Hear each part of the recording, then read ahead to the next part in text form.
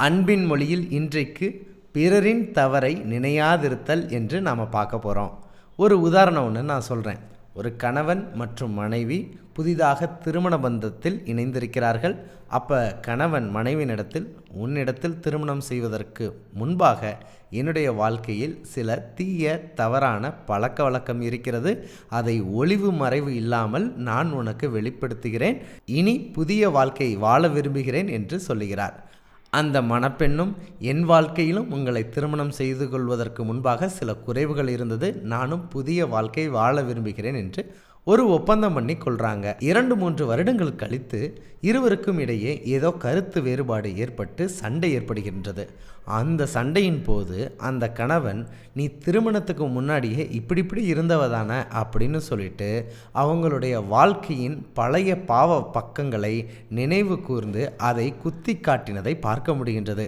அதனாலே அவர்களுடைய திருமண உறவு பிரிவை நோக்கியே பயணிக்கப்பட்ட ஒரு சூழல் ஏற்பட்டது. இதிலிருந்து நம்ம கற்றுக்கொள்ளக்கூடிய ஒரு பாடம் என்னன்னா, ஒருவரின் பழைய பாவ பக்கங்களை நம்ம மறக்காமல் இன்னமும் நினைவில் வைத்திருப்பது என்பது அன்புக்கு முரணானது, அன்புக்கு எதிரானது.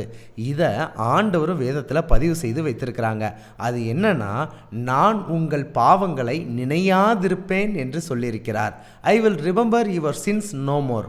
நாம் செய்த பாவங்களை ஆண்டவர் ஒருபோதும் நினைவில் வைத்து கொள்ளாமல் அதை மறந்து விடுவார் என்று வேதவசனம் கூறுது.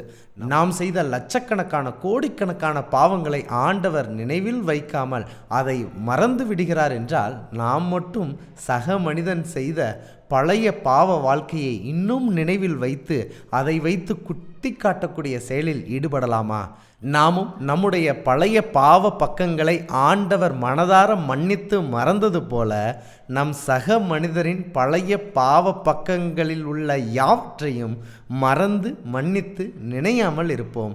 இதுவே அன்பின் மொழியாகவும் அன்பின் வெளிப்பாடாகவும் இருக்கும் என்பதை புரிந்து கொள்ளலாம்.